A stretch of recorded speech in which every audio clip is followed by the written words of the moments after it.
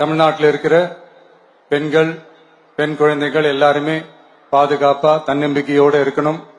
அதுக்கான முதல் கட்டம் தான் இந்த ஸ்டெப்.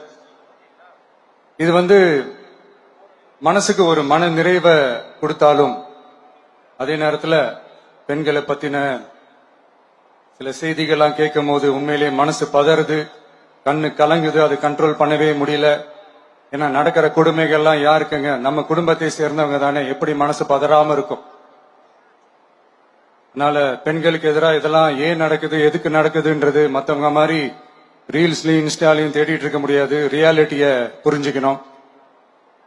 சோ இந்த பிரச்சனைகள்லாம் ஏன் நடக்குது அப்படின்றத அனலைஸ் பண்ணி பார்க்கும்போது சுத்தி பாத்தீங்கன்னா ஒரே இடத்துல தான் நிக்குது. போதை பொருள் நடமாட்டம்.